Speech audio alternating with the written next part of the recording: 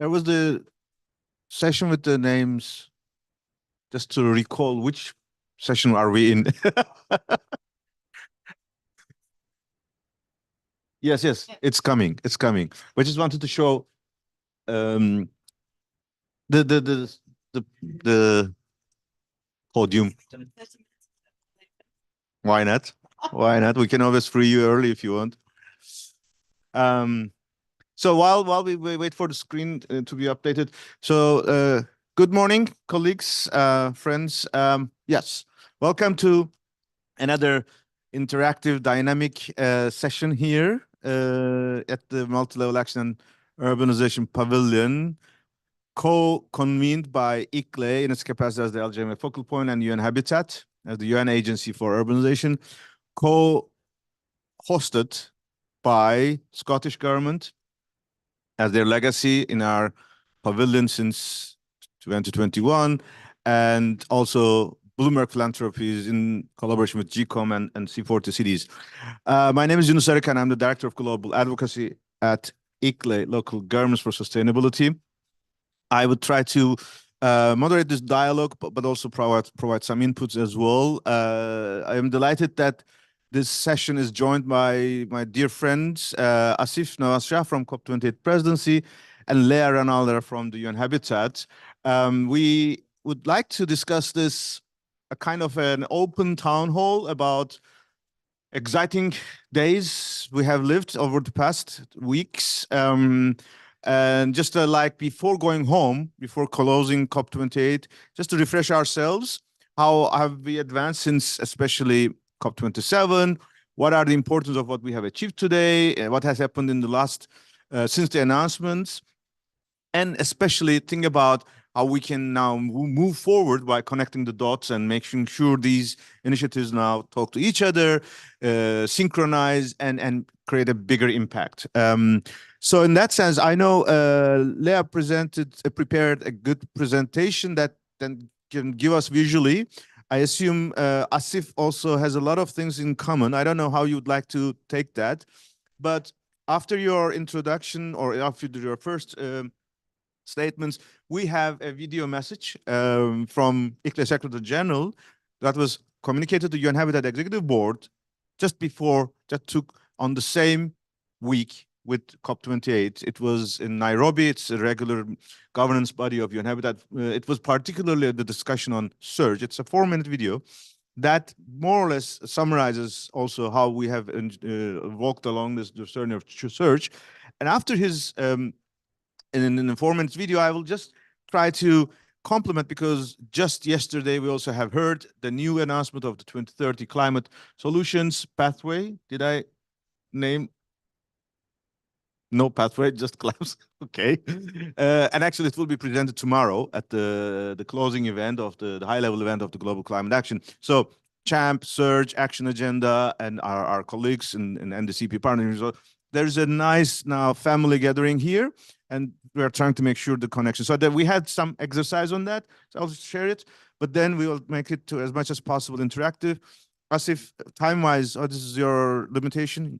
Lea, you have a limitation? 12:15.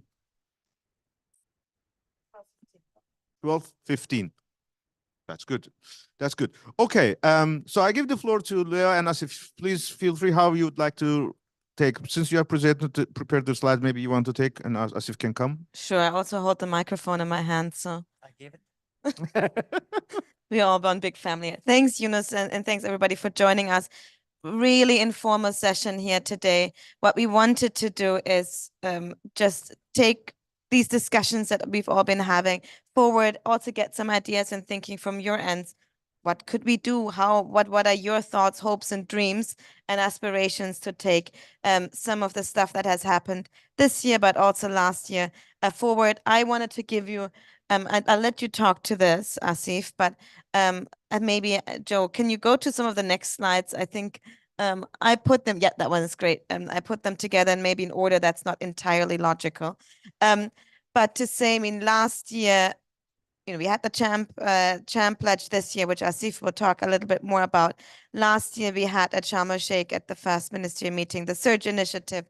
There's lots of synergies and opportunities there that we can build on And from UN Habitat side is, of course, well, you guys came up with the Surge initiative. Now, what do we need to do in order to operationalize it? So there has been lots of work going on in the background. It was anchored in a resolution that we had at the second UN Habitat Assembly in June. We've been requested to put forward pathways for operationalizing. Oh my God. Sorry.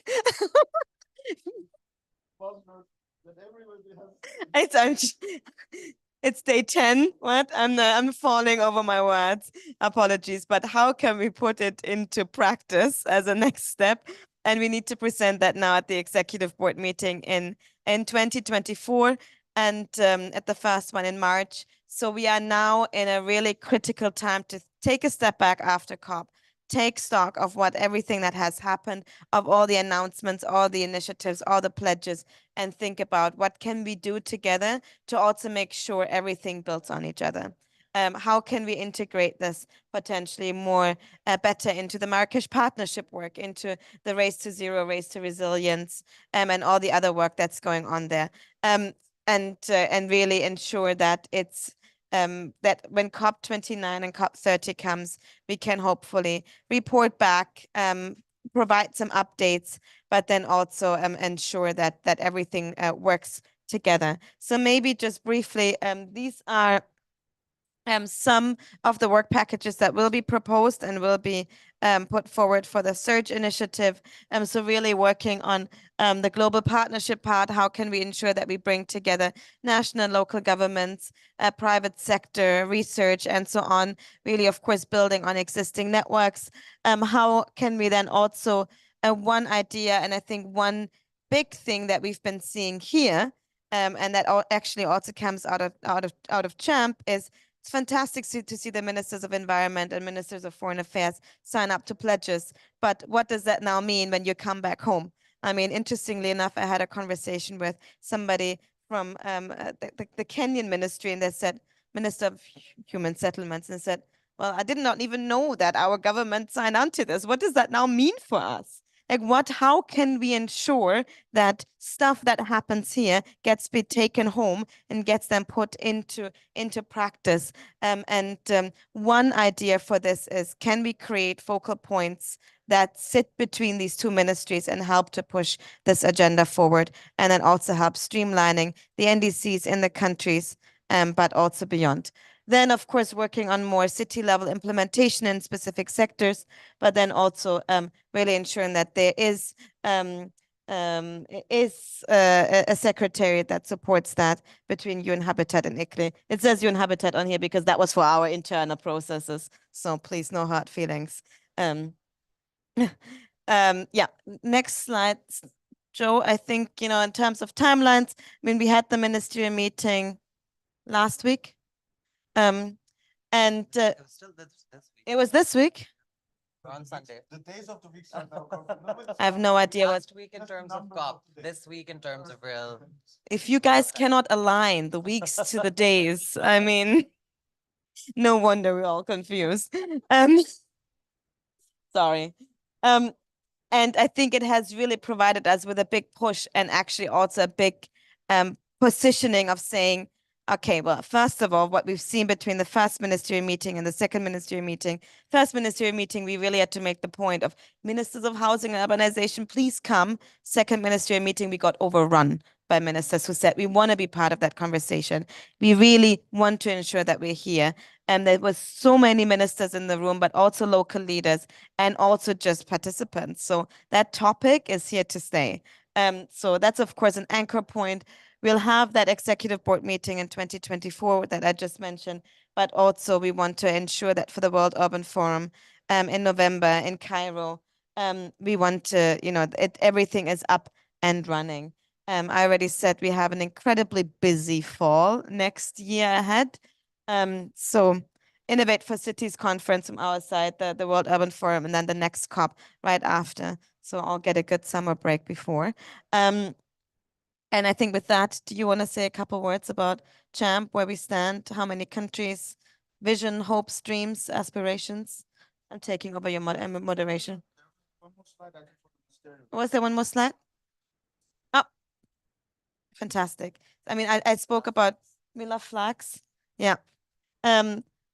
This is just to say, I mean, that the flags are not quite updated here, but I mean, there were representatives from 60 national governments in the room, as far as we could count from local leaders, but then also from some banking institutions, from some research and innovation tanks to really think about, to really bring together that conversation and having everybody in the room. With that, we can jump back to the slides. Sorry, Joe, for the extra work.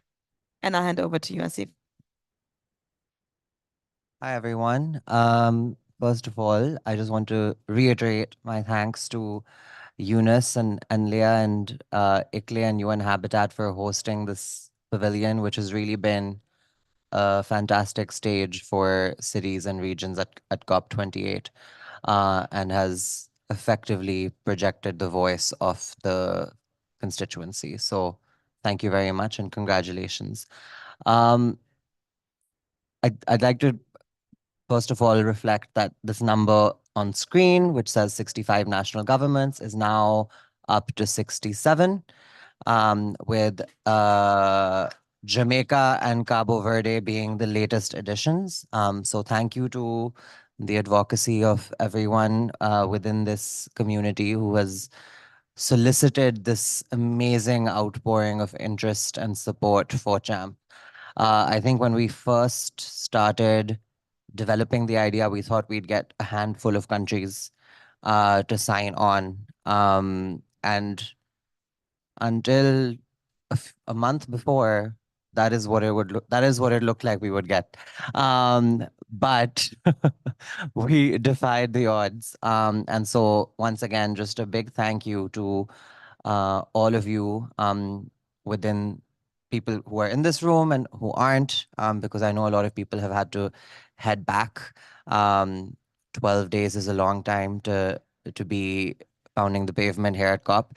But it's been an amazing group effort and, you know, an exercise in true collaboration across all the different networks and partner organizations that work in this space. And I think the subscription is testament to the strength of that work and the relationships that have been built by ICLE, UN Habitat, C40, the Global Covenant, Under 2, Regions 4, and the countless other partner organizations who I may not be able to mention right now.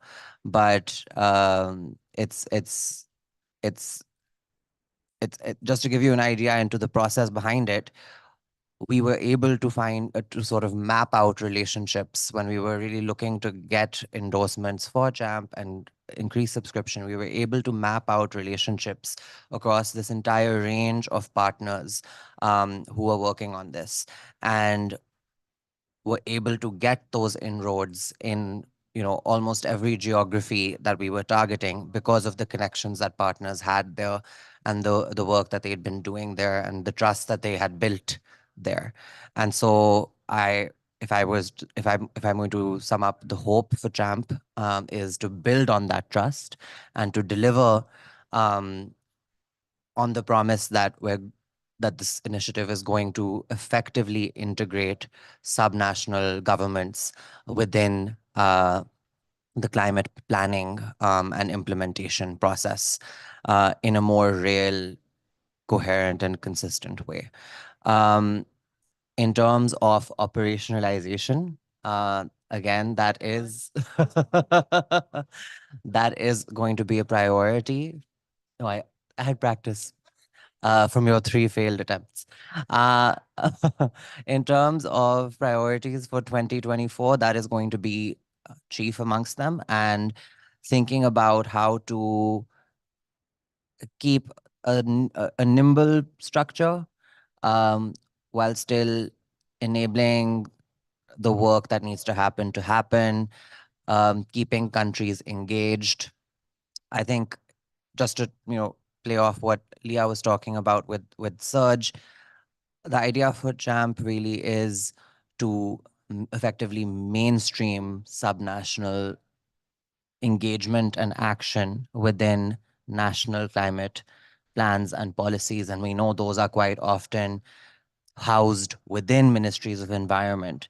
But by encouraging that mainstreaming, also hopefully facilitating the work that's happening under Surge in terms of better horizontal integration between climate and urbanization or housing or other sort of portfolios.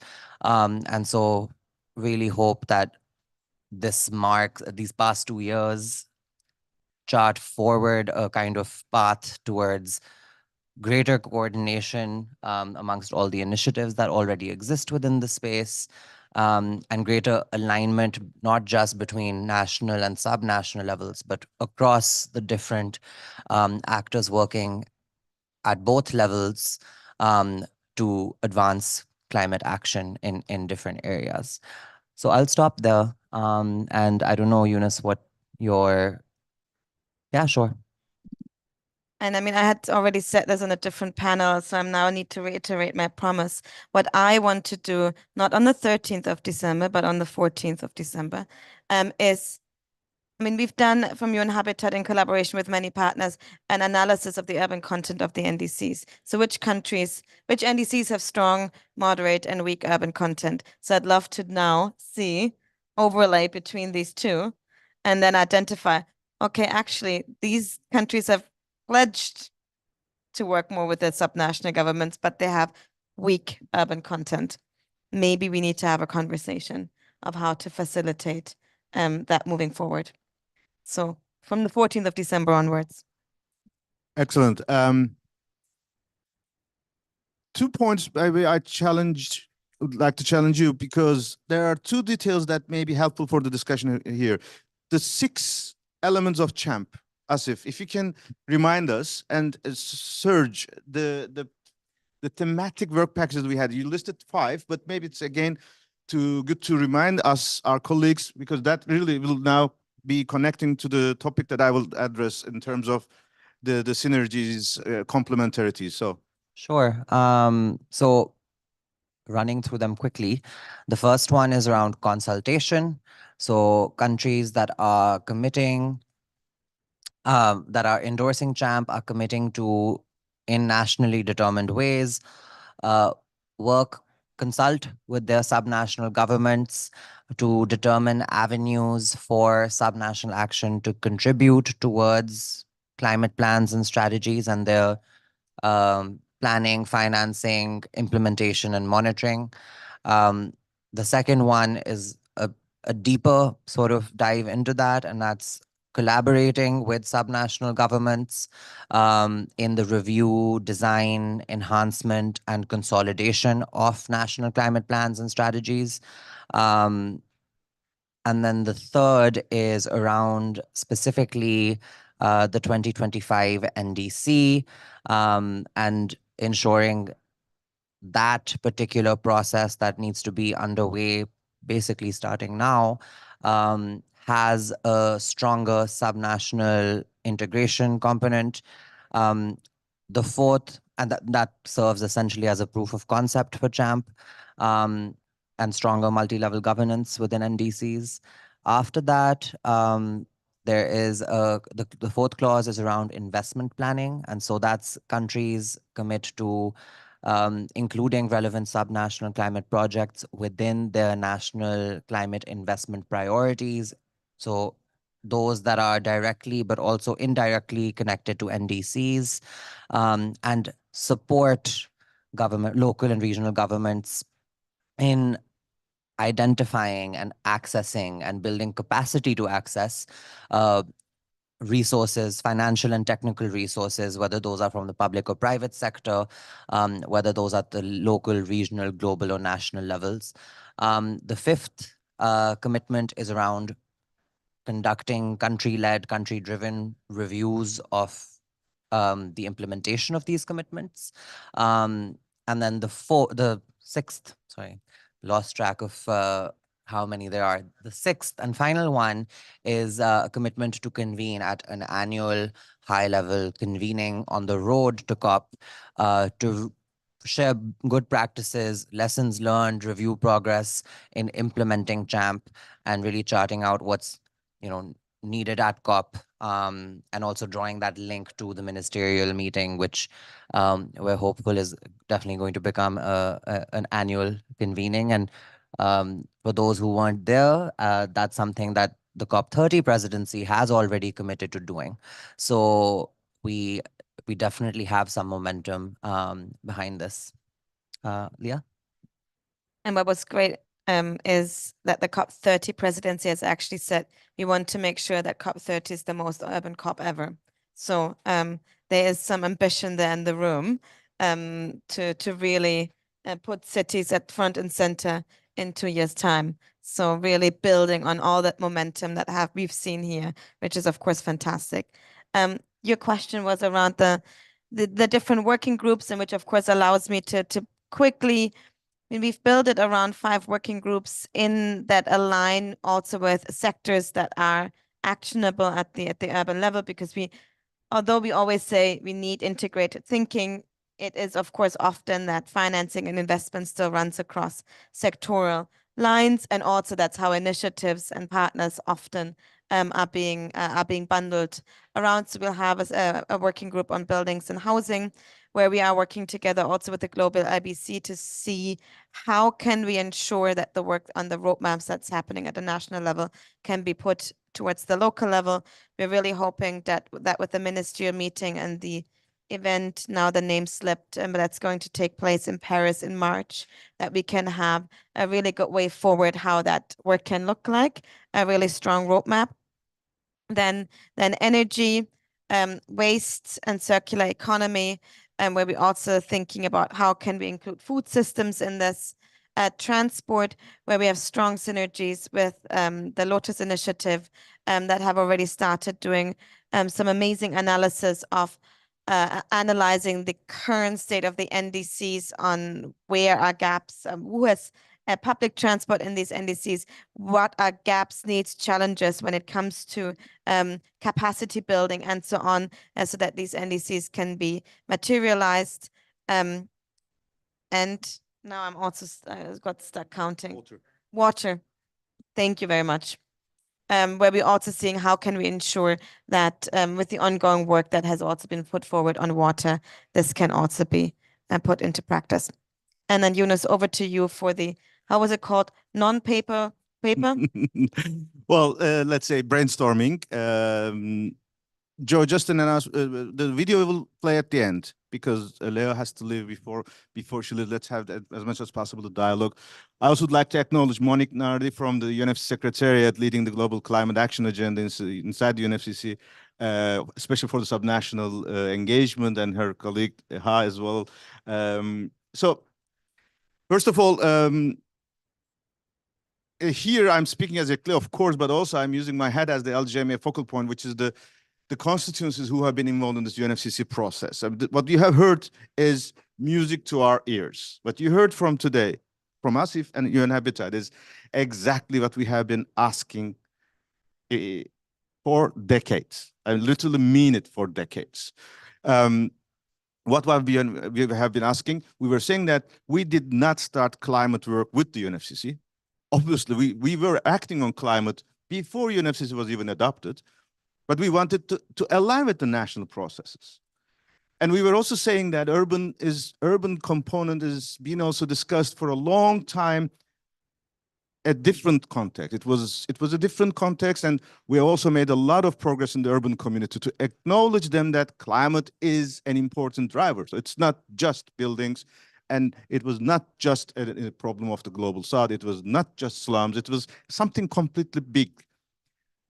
This couple of years, the UN, UNFCCC, the parties really have, and that was the very nice slogan or the hashtag of our global task force, listen to cities. They heard us in the last couple of years. The President's Initiative CHAMP is something that we could have never thought this would ever come, because this ambitious commitment is not a commitment of cities. We are discussing, we have made commitments for years and years. This CHAMP is a commitment of nations. It's a commitment of nations to work with us. so that we help them and vice versa.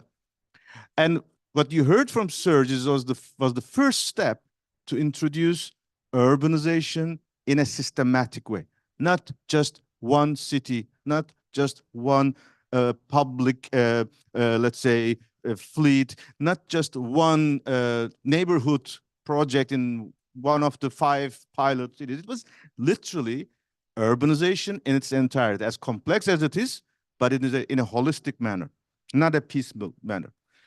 Parallel to this, what is going on is that since Paris Agreement, we have the Global Action Agenda. They are offering the space to us.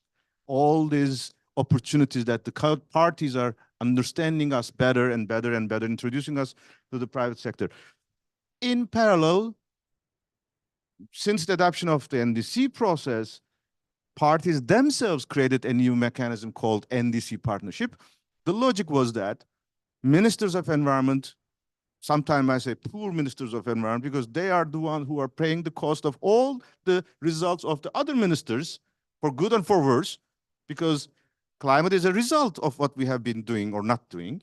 So the logic of NDC partnership was to bring other ministries to this process, because ministers of finance, ministers of planning, they should come and they should play their role in this 100 billion. They should be putting their energy investments. And it's very clear that in the national level, ministers of environment may not be able to do this, so that in a UN context, in a partnership, this could be done better. And that's exactly the success over these years. With NDC partnership, we have made a change in so many countries, primarily with NDC partnership, but in other processes as well. Nations have improved raised their ambition through local and regional engagement. We have seen this in the outside NDCP and inside NDCP as well. So at this stage in time, there is a wonderful moment of convergence.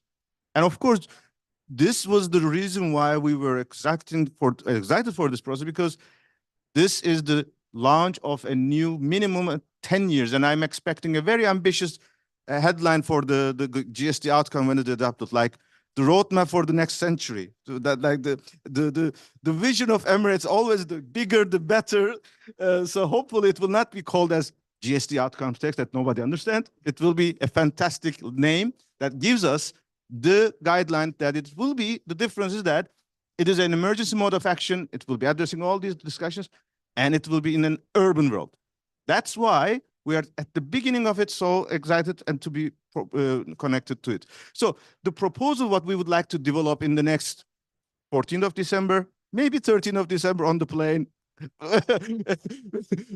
however we can make it, is that what is the best way for us to connect all these dots, especially to our constituency?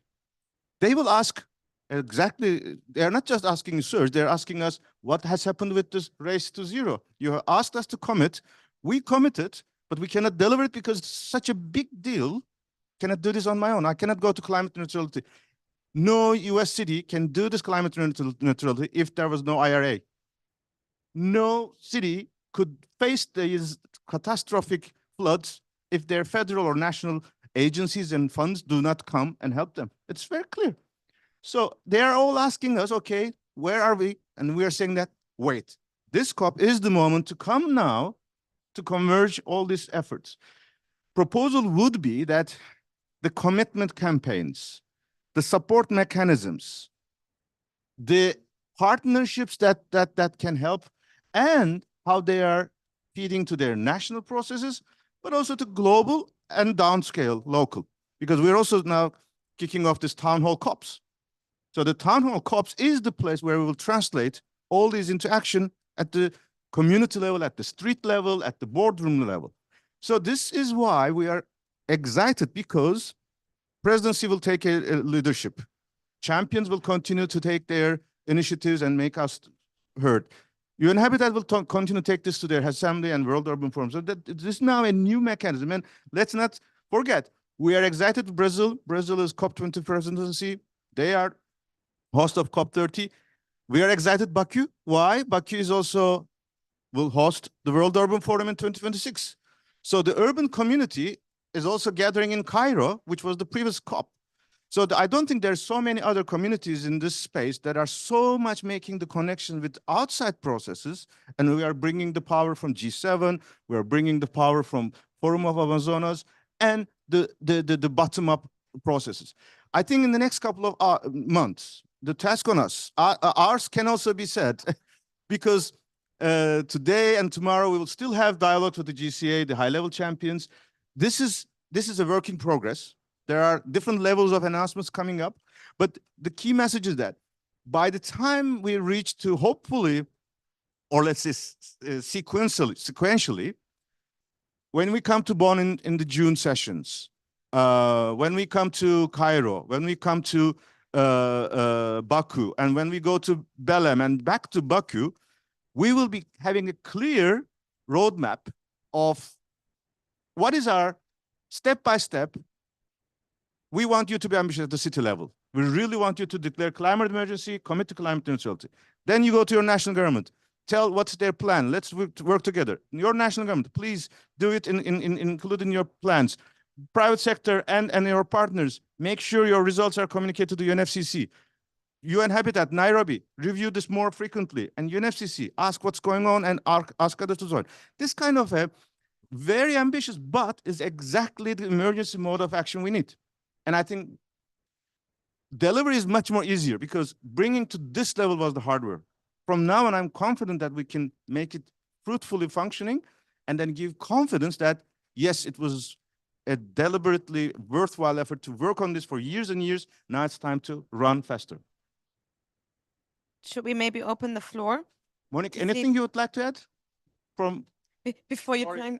The mic? Joanna, can you? We didn't want to put you on radar, but it would be a pity if we don't hear from you. Thank you. No, thank you. But first of all, my thanks to all of you for your leadership. And obviously, I think that the achievements that we have been getting to is really because of the efforts that have been done. And maybe just to mention the role of the Marrakesh partnership in all this, of course, ICLEI is the focal point. So I think it's really kind of making sure that there is a continuation and really looking forward to continue supporting the initiatives. And also I mentioned to the high-level climate champions, particularly I think for the COP28 presidency, we're very lucky to have someone that really gives priority to urbanization and multi-level action agenda. And so I think we should be continue building on this. I agree with you that we have to look at the upcoming milestones and see how we can make sure that we mainstream the processes and trying to make this as really important key moments. And so I'm really looking forward to continue the collaboration, looking at the June session in particular. So thank you so much. Thank you, Monica. And on your behalf, all the team of the Secretariat, the champions, climate champions team, and all the champions. So we are very grateful for your support and leadership. Thank you. Leah, you have something to add, or shall we ask some more comments from the floor? Hopes, ideas, anything dreams. you want to add? No. Okay. Maybe after hearing, you can have a closing remark as well. Any inputs, additional points? Feel free. This is not a negotiation session. This is really a town hall. I mean, by the way, those who are interested, the webcast is available for the Ministerial and Urbanization. The launch of Champ is also web on the YouTube. We had a town hall immediately after the Ministerial here in this room with local leaders continuing to elaborate.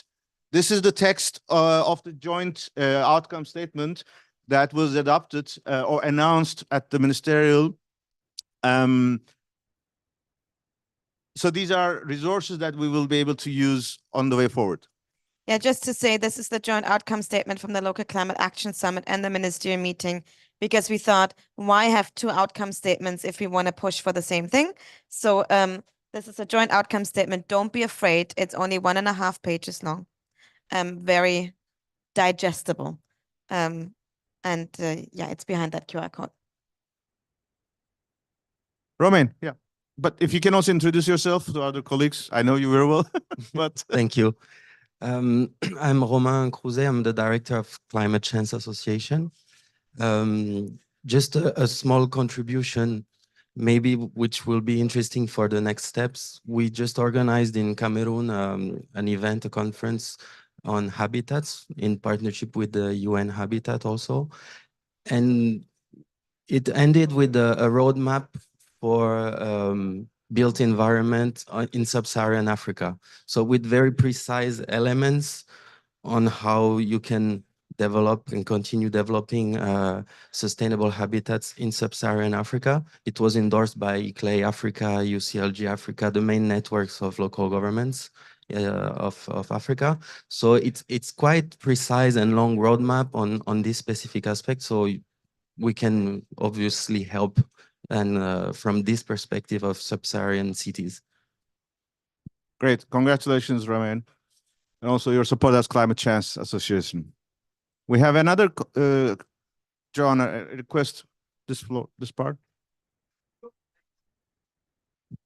Hello, everyone. I'm Braulio Diaz from ICLEI South America. I just want to ask a question to Leah, because you mentioned the assessment that you were doing about NDCs, how strong are the, well, this comparison. I think this could be very, very important. I don't know if it's going to be available to, I mean, for at least the LGMA, or is it an internal document? Because this is something of intelligence in our region. We were also thinking on understand with our national governments. This is the first part. And the second part of my intervention, I want also to flag that, in this roadmap that you were also mentioning of the next steps, just to flag, as Yunus was mentioning, next year, yeah, we have several interesting, several milestones also in South America, concretely in Brazil with the G20.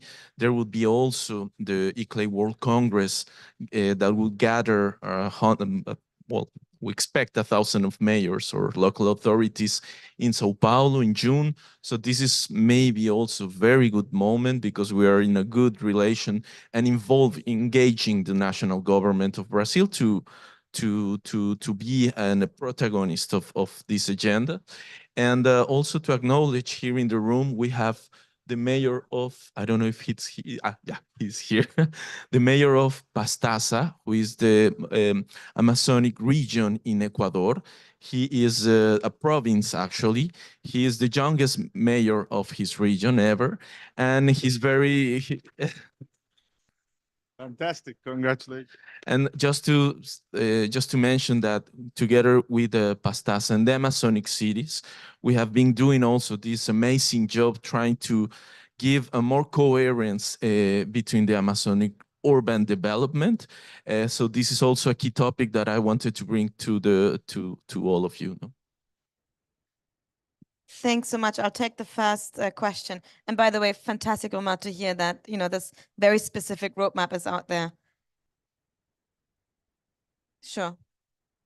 Another question. While I answer that first question, is, the analysis of the urban content of the NDCs is publicly available. It's a report. We've now have also deep dive on some countries. So all of that is publicly available. It's publicly available who has endorsed CHAMP. So it's literally me being nerdy in an Excel sheet and putting these two together. And I'm very happy to informally make that research available to everyone, because I'm very curious about that and to see it. And then people can pick it up and dig deeper and go deeper. And we will actually do a much more detailed analysis of the current NDCs. I think having 200 indicators, really on the different sectors, on the different, different not only sectors, but also challenges for cities. So that will, of course, not be something I can do on one day, or as Yunus said, on the 13th of December in the plane. No pressure. But that's, of course, something that we can then collectively take forward and do a bit more in-depth analysis and that overlay. But that overlay of, okay, NDCs and CHAMP and who has endorsed and who has weak and who has strong and who has moderate content. That's an analysis that's publicly available data and putting it together. If I can just add to that, I think one of the things about CHAMP and Surge and this entire process, strengthened process, is that it provides a community of practice and knowledge sharing. So because these things are out there and publicly available, and you know who has committed and whose NDCs are strong already, that's one example, but there may be other examples of data that already exist out there that would, support greater analysis on which countries are doing well under multi-level action, which countries can do better, specific case studies. Those are all contributions that can strengthen, I think, the implementation of these initiatives. And so within this community, I think what would be great is if JAMP and Surge and the alignment of all these initiatives and outcomes allows all of you to contribute more insights and analysis. And something that's actually been really encouraging is the amount of conversations I've had with even people outside LGMA, but linked to the urban sector, for example, from MDBs or other financial institutions who've said that this sort of outcome or these outcomes have facilitated greater awareness within their own organizations of the interlinkages between urban and climate issues, which haven't always been emphasized or picked up on or prioritized. And I think that's very positive as well, because when you think about, at least I'm thinking about one of the clauses of JAMP around investment, that requires a really strong understanding of the challenges from your public financial institutions, your international financial institutions. And so if their climate teams and their urban teams come closer together as a result of this work, I think that is a hugely positive outcome. And that's the intangible. And maybe that's also slightly the reality of the differentiation.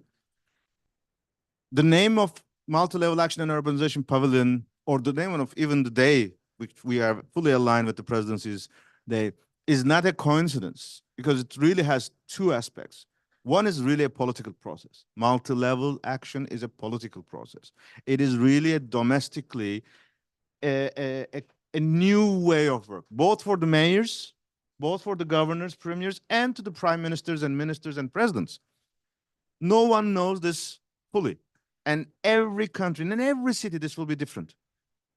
You will never have one model applied to anyone, because each of them will have a different historical, cultural, socio-economical background. As long as they commit to do it together, that is multi-level. Top down, up, bottom up, vertical, horizontal, diagonal, blockchain, I don't care. It has to be done. The only thing is that it has to be done. But urbanization is a totally different process. It is very unlikely that anyone can claim that they can manage urbanization, because urbanization is complex as a city, but it is also a different future coming up. The new cities, the new urban cities, or the new urbanization will not be in the hands of the mayors of today. If we're talking about complete new Jakarta, I'm repeating every time, and I want to emphasize again. I just was in a panel of Urban Shift, the initiative with G7. The Minister of Bappenas, Representative from Bappenas, the Minister of Planning of Indonesia, was sitting next to me. I was asking to her, who is planning the new Jakarta in the next island? Is it governor of Jakarta, or is it the Bappenas minister? Of course, Bappenas minister. Because the current governor of Jakarta is responsible from today's Jakarta and 5 years or 10 years of their strategic environment. A complete new city like New Cairo. We can ask the same question to Mayor of Cairo. Did you plan the New Cairo? No, it's the Minister of Environment. We are now discussing about moving the capitals from one places to another. So the reason why we are bringing urbanization ministers and climate is that these new cities, if they follow the mistakes of the past, no chance. We will lose completely. And I repeated the same thing in the Chinese pavilion as well. We have to be able to work with, we have to let the ministers of urbanization and climate work together and benefit from our experiences with the front runner cities so that we can share this together. That's why the finance discussion is also important, because the non-market approach is a new opportunity that climate mechanism can offer. And this is, again, something that we are saying that it is not for the mayors of today, but the future developments of the world. Are you stressed now to leave? Unfortunately, I need to leave. But I just wanted to say thank you all for coming. I know it's been really a long time for COP, and thanks for, contributing and listening. And what I see is, even though we're late in the COP process, to have a full pavilion means that there's interest in this topic, which is fantastic and exactly what we need. We're here to make it work. We're here to answer questions, collaborate, really dedicated to work with everybody from today onwards, from the 14th of December onwards, and really ensuring that this is a space and an opportunity for us to work towards COP29, COP30. And I hope at what point we're done with COPs, because we've solved the climate crisis. But thanks so much, everybody. I unfortunately need to run, but these two fantastic people will stay here and Thanks. Answer any questions I think you might have. Thanks, Leah, for all your support and dedication and collaboration. By the way, I mean, we literally mean it, because the work is still going on. We are working with the whole nations, parties, and the LGMA to push for a global stocktake outcome text, support the presidency, that this spirit reflects, and it is a process. We have 24 hours ahead. We will work on it, and we'll follow up. Asif, if you wish, we can show the video from Gino, and after hearing this, maybe can you have your final closing remarks. Is that okay? Okay. Can we play the video? It is a video recorded for the UN Habitat Executive Board meeting on the 29th of November in Nairobi. It was an input to their meeting. Distinguished members of the UN Habitat Executive Board, dear Executive Director Mamouna Sharif, dear colleagues, my name is Gino van Begen, and I'm the Secretary General of ICLEI, Local Governments for Sustainability, which is a leading global network of more than 2,500 cities, towns, and regions worldwide that are committed to sustainable urban development. On behalf of ICLEI, I would like to thank you very much for this kind invitation to speak shortly on this agenda item. I appreciate that I can do this by video message, as it is not possible for me to join you, unfortunately, in person due to our preparations for the COP28 in Dubai. Last year, at the UN 2022 Sharm el-Sheikh Climate Conference, the COP27, ICLEI was honored to facilitate the development and the launch of the Search Initiative in close collaboration with the Egyptian COP27 presidency and UN Habitat. Through this collaboration, Search was an important initiative among the few selected COP27 presidency initiatives to be included in the global climate agenda of the UNFCCC Marrakesh Partnership. Moreover, its inclusion as the only UNFCCC-related process in the relevant UN Habitat Assembly resolution of this year, 2023, is yet another clear expression of the fact that Search is one of the most important tools to bridge the UNFCCC and the UN Habitat communities. ICLEI is pleased to see that Search helped to build the Sharm el-Sheikh adaptation agenda for human settlements.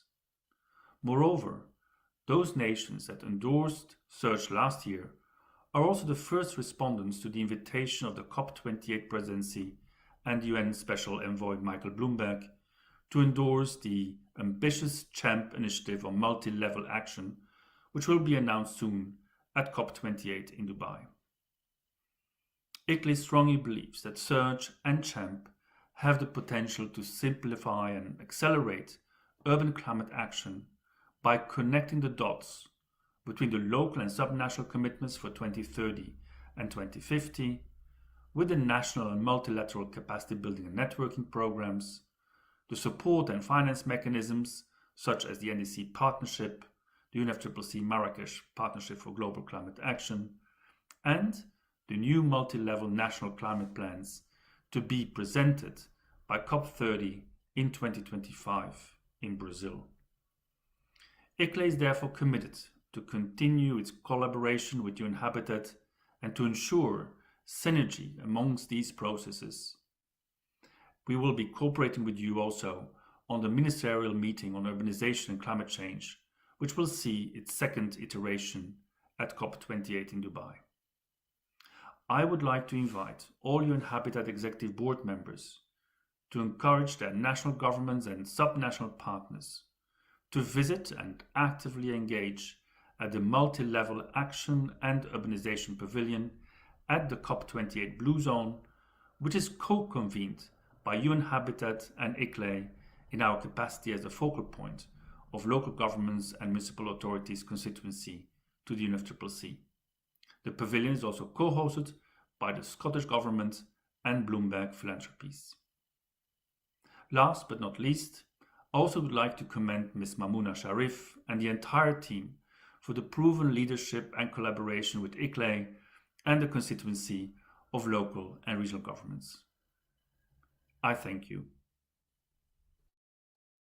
So that was our message from our Secretary General, Gina van Begin, to the UN Executive Board. Maybe we should check the list of endorsers of CHAM and Executive Board members so that we ensure alignment. We are getting to the end. Asif, I would like to give you the floor back, concluding comments after what you have heard.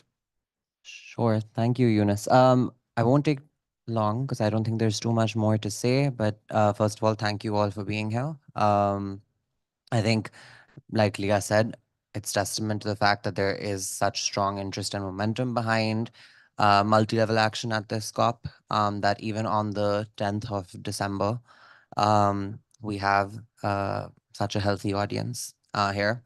So thank you. I think in terms of what we look forward to, and we will be releasing more details and updates early next year, following more sort of concretization of our roadmap and key milestones next year. But the priority for us is demonstrating how can we use CHAMP to demonstrate that multi-level action has the potential to strengthen climate action overall, unlock additional emission reduction potential, help societies build resilience on the ground, help them address loss and damage, and avert this more severe climate impacts. And to do that, I think we'll need to be very focused and very disciplined in terms of the actions we take and the programs we implement to demonstrate that impact, right? And so how do we get this national support and harness this national support that has come in for CHAMP, and turn it into something that demonstrates tangible and intangible results and impact? That's going to be, I think, my personal mission statement for 2024. And I hope all of you will be joining us on that. Thank you. Thank you, Asif, both for this fantastic mission statement for yourself, but also for your leadership, support, really days and nights that you have been always responding to us. You have been a fantastic bridge. You have been a fantastic connector to the leadership of Emirates. We have been impressed and we have really enjoyed it, and look forward to even more success, because it will be after the closure of COP, they will continue to lead us. Once again, it's a great pleasure. And I'm also happy that this session is also giving us the opportunity to refresh how we have come here, and we can be even more excited and ambitious to go forward, because as I said, the hardest work was here. From now on, it's just to deliver, and that we have everything in our hands. We'll just go forward. Thank you. Okay, the session's over.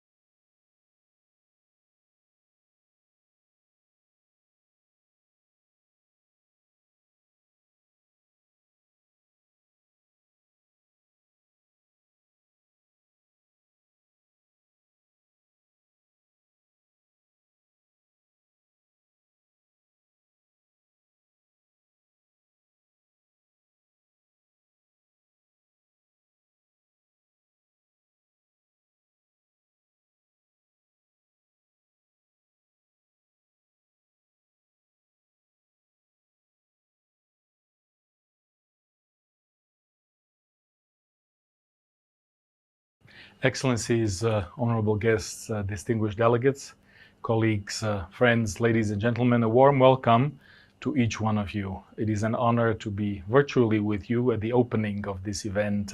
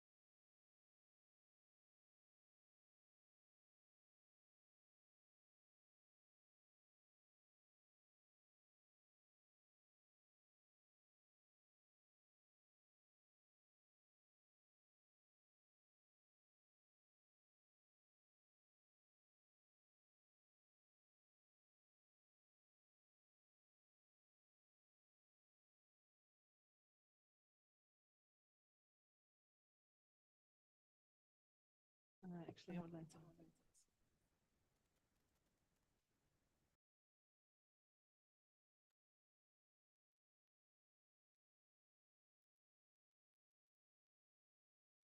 Perfect. We're on.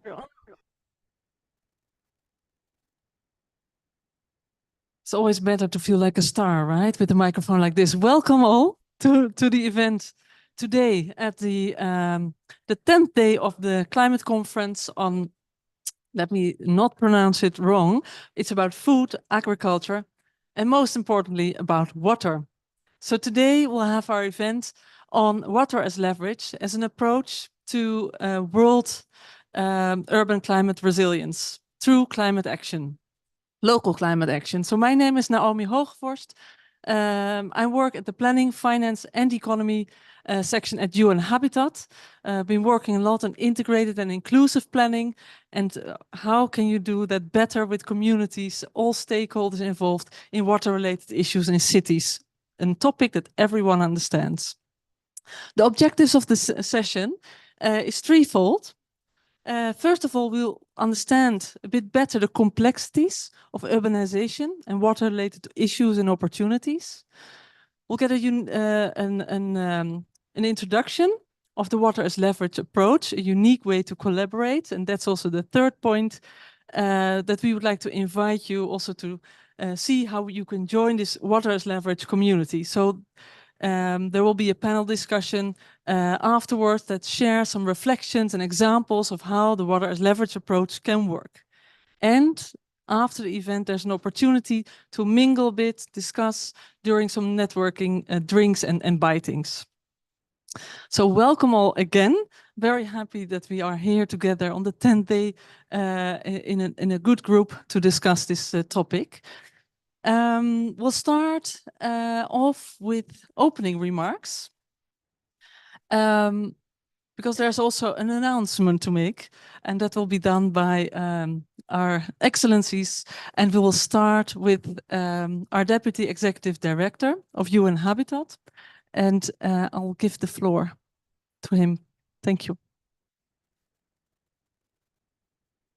Excellencies, honorable guests, distinguished delegates, colleagues, friends, ladies and gentlemen, a warm welcome to each one of you. It is an honor to be virtually with you at the opening of this event entitled Water as Leverage for Worldwide Urban Resilience through Multi-Level Climate Action.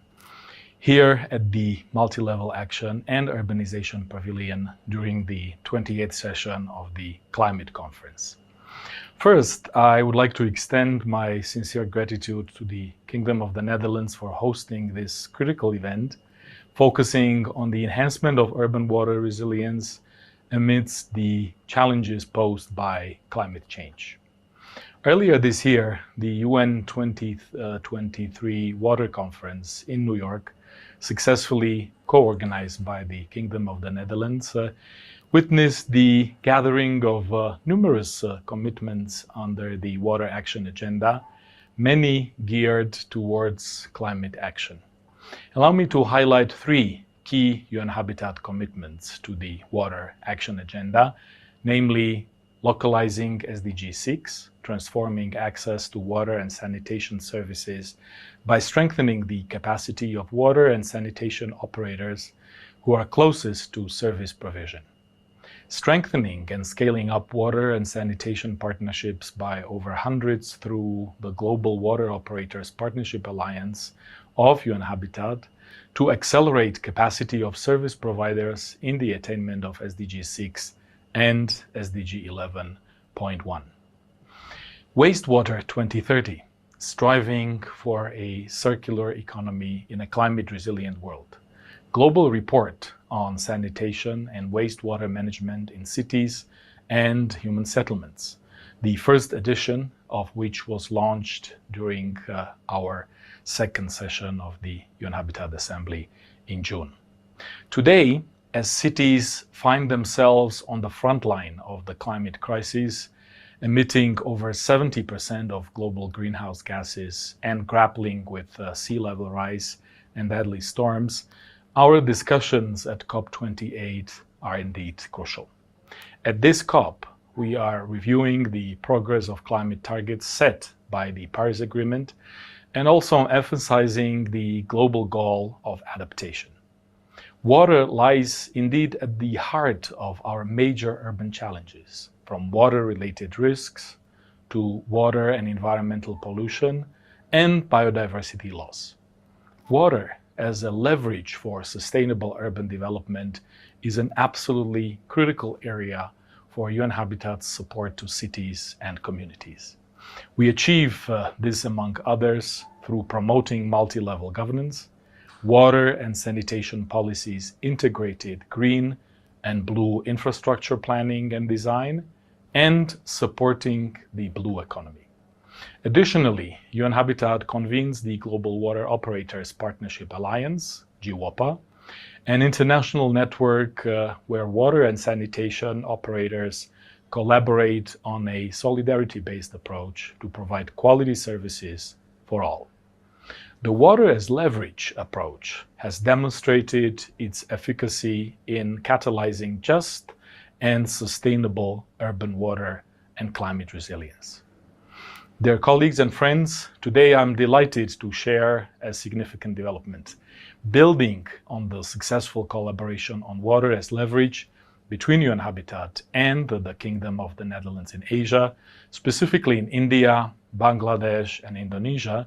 We are embarking on the development of a global transformative approach. This initiative aims to expand scalable, finance-ready solutions, effectively bridging the climate finance gap in cities.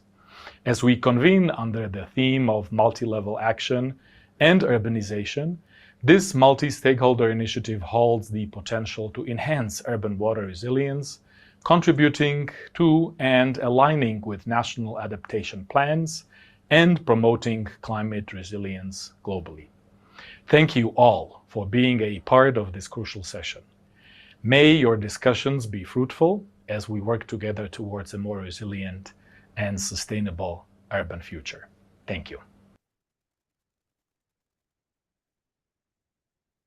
Thank you very much. And also actually a warm welcome to the people that are following the live stream. I'm aware that some of our colleagues are joining there as well that could not attend the COP in person. So also a warm welcome to you.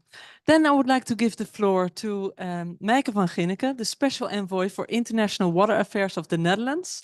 And as the Didi already mentioned, the Netherlands co-hosted the UN Water Conference, UN 2023 Water Conference, and also committed to scale up water as leverage as part of the Water Action Agenda. So I'm looking forward to hear your opening remarks. Thank you. I'll be a good bureaucrat and stand behind the podium. Thank you. Let's imagine the city of the future.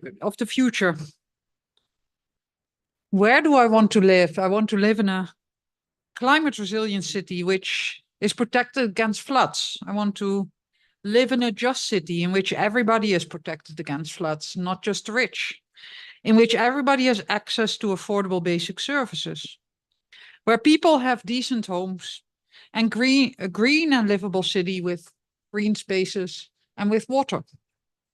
A city in which women and men have decent jobs and can feed their families. We think, as a community of water as leverage, that we can build these cities of the future by using water as a central theme, by using water as leverage, as the title of the partnership implies. We can make water the engine of climate adaptation because water is not a sector. It is how people, individual, ordinary citizens, experience climate change. Because their home gets flooded, because their harvest is not as good as last year, because the rain came late, because their cattle dies, because the tap water is dirty. So water is how climate change manifests itself, but it's also water is also the engine of climate adaptation. About 3 months ago in Chennai, the City of 1,000 Tank Water Balance pilot was inaugurated at the Little Flower Convent Higher Secondary School for the deaf and the blind. This project gives us a glimpse of what our city of the future can look like. The pilot shows what the city of Bangalore could look like if we embrace nature to make our communities more water and climate resilient. Think about a lush and friendly green area that doubles as a rainwater harvesting basin, which treats wastewater before recharging it into the aquifer through infiltration gardens. I think this project in Bangalore actually shows what Water as Leverage is all about. It's people-centered, it's community-led, and it's inclusive. It's about dreaming, about looking through the problems of today towards the opportunities of the future, about creating a shared vision with everybody in a city of what we want our communities to look like in the future. But it's not only about dreaming, it's about making that dream a reality. That vision a reality. So the Water as Leverage program is bridging the gap between dreams, project designs, and project implementation. Water as Leverage across societal, sectoral, and administrative boundaries. And we're happy that this pilot at the Little Flower Convent School will soon be replicated in institutions across India. 9 months ago, we had the UN Water Conference and we came together and committed to scaling up Water as Leverage. It was one of our commitments that we made as part of the Water Action Agenda. I'm very happy to report back to you that we're in the middle of implementing this commitment. We're making our commitment a reality. Water as Leverage is in full swing. I visited Cartagena in Colombia a couple of months ago, and we have a Water as Leverage Cartagena. In Spanish, it's called Construyendo con el Agua. What immediately struck me when I visited this project was the deep involvement of community leaders. These community leaders, like many community leaders in cities around the world, had seen NGOs, international organizations, bilateral donors come and go and kind of consult them, but never as deep as with Water as Leverage. So they thought, okay, this one we're going to invest in. On this one, the program of Water as Leverage is actually our program. So they have really an ownership from the community leaders that is very impressive. 2 design teams are working on project concept. And what's also specific out of Water as Leverage approach is that financiers were involved in an early stage, so they could think along. I worked at the World Bank myself. Very often these studies, etc., you had to put them away because the procurement is not followed, or safeguard is not followed. Bringing these financiers in early makes the process go quicker and makes that these dreams are coming through. The mayor of Cartagena was a strong leader, standing up for his city, standing up for Water as Leverage. Since then, since I visited, there has been elections. And you always know with city governments or with national governments, there's elections. Are they going to continue? Because it's so owned by community leaders, these kind of initiatives go beyond elections because the new mayor had no chance but to continue working on it. So we're happy to roll out the Water as Leverage with the National Mission on Clean Ganga, the River City Alliance in India. And we're also very happy that the Coalition for Disaster Resilient Infrastructure had co-developed a new water infrastructure program along the lines of Water as Leverage.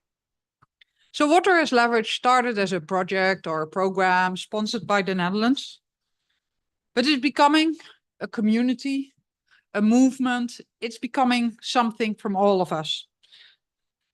It's a movement in many cities around the world.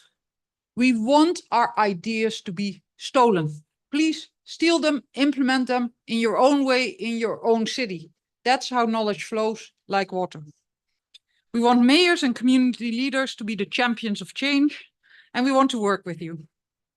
So we're very happy that the Water as Leverage methodology that has been developed has now been incorporated as a best practice in UN Habitat's new urban agenda.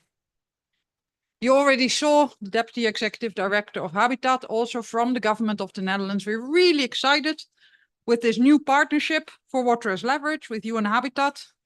You already worked with us. in 3 cities in Asia, in Semarang, Kulna, and Chennai, as well as for the regional workshop for Singapore. I think it's a little bit like we were engaged and now we're getting married.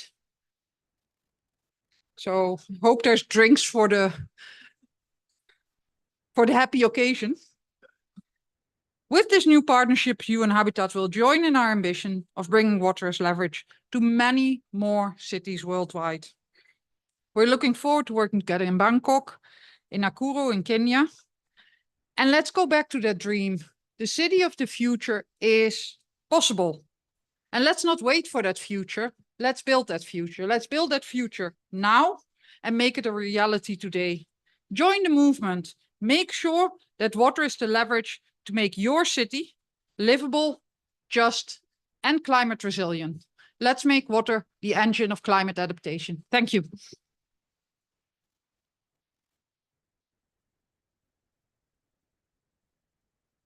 Thank you very much for your opening remarks, Meike van Ginneken, and for your inspiring story, and also to see the commitment that water as leverage is one of the main vehicles to implement the goal of the Netherlands' international water ambition on enhancing water safety and security for millions of people in cities. A warm welcome to His Excellency Mark Harbers, the Minister of Infrastructure and Water Management from the Netherlands. And also, thank you, the acting minister of Al Shakti from India, the Water Ministry. Great that you are here with us. So maybe some of the people already wondered, what is this unique approach? So now we're going to the next section, where we will explain in detail or in a nutshell what water as leverage approach is, what is also interesting perhaps for you to connect to. And that will be explained by Lisa Hartog, and she's the Senior Advisor of International Water Affairs and Climate Adaptation, also from the Ministry of Infrastructure and Water Management from the Netherlands. She was also the director of the New York Water Week in March this year. So happy to give you the floor.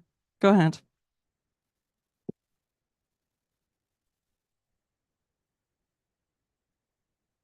Thank you, Naomi, and thank you all, and welcome to the ministers who just arrived. It's a pleasure to be here on Water Day, to get out, the first slide, please. It's a pleasure to be here on Water Day. An opportunity to get out of the water bubble, joining the dynamic city scene with urban designers, architects, and government planners. And let me start by saying that water is all around us. Water is at the heart of climate action and at the heart of all the major challenges we are facing, also in the urban space. If we want to make impact and reach the SDGs by integrated solutions, water should also be connected to social, economic, and ecological targets. Next slide, please. The climate crisis is a water crisis, and it's urgent. Floods in Italy, droughts in Canada, and polluted water in Pakistan as a consequence of extreme rainfall. These water crises, combined with rapid and often unplanned urbanization, pose a threat to life support mechanisms, catastrophic events, and eventually life. Yes, cities around the world are suffering hard by climate change and increasing urbanization. But being at the forefront of exposure, cities are also leading transformative actions and adaptation efforts for a resilient-proof future. Next slide, please. But change never comes easy. We need millions. Millions to invest in the billions. This means enabling and catalyzing the first million. This will generate further investments needed for the billions for implementation. And picture yourself in ancient Egypt and imagine the workmen in the desert.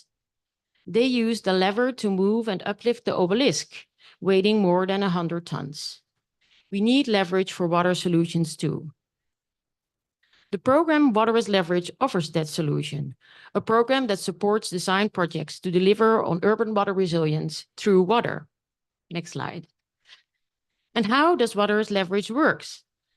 First, starting in the pre-project and project preparation phase to approach stakeholders for inclusive collaboration. Michael already mentioned that. Second, using a pressure cooker model, challenging participants to come up with innovative solutions. And third, breaking through silos and using an overarching approach to prevent fragmentation. But further, creating a productive environment to broaden project scopes, leaving normalities behind and exploring creative synergies. For example, strengthening local capacity, working together with communities, but also empowering vulnerable groups, making them not only owners of the project, but also guardians of the process.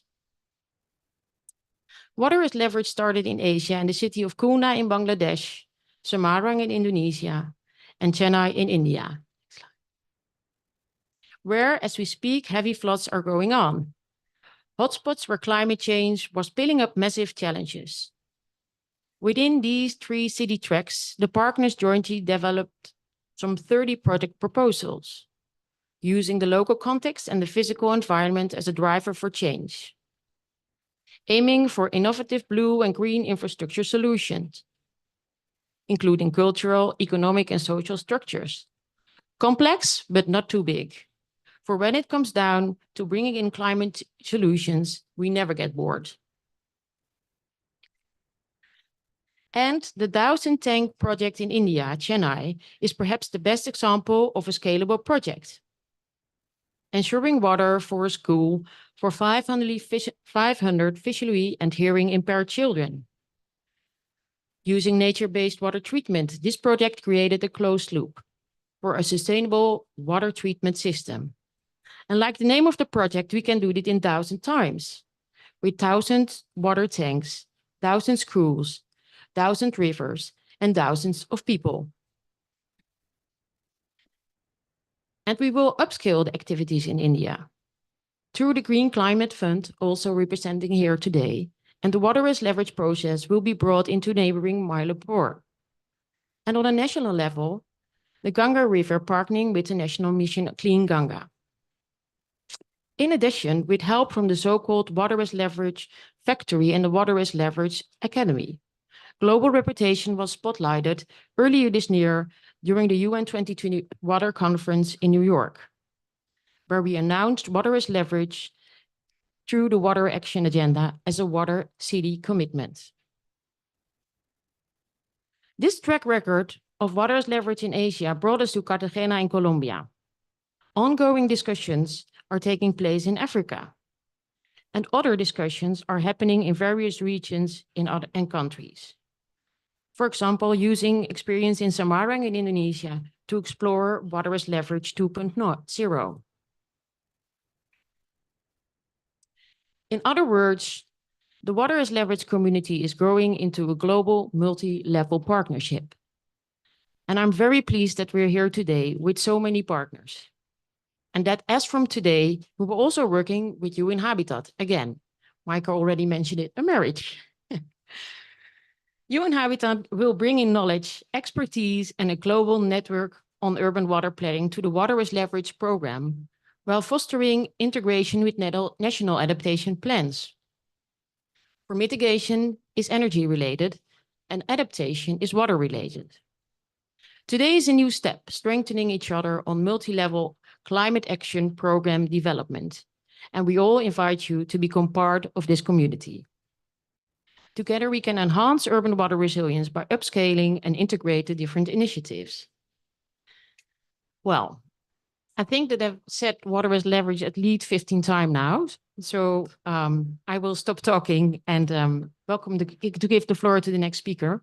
Thank you very much and enjoy the rest of the session.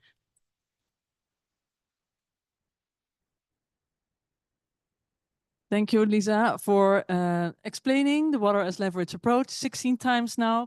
Now, I hope you all get a better understanding, especially, I think, bridging the gap from planning to implementation and actually demonstrating how a project could help and benefit communities.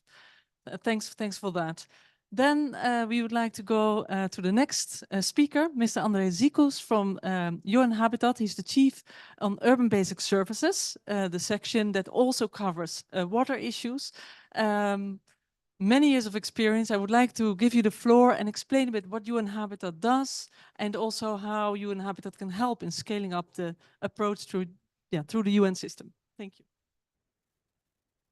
Thank you very much, Naomi, honorable ministers, colleagues. It's a great pleasure being here on behalf of UN Habitat. And you might know UN Habitat is not based, headquartered in New York, Geneva, or Vienna, where many other UN agencies are, but we're actually based in Nairobi, Kenya.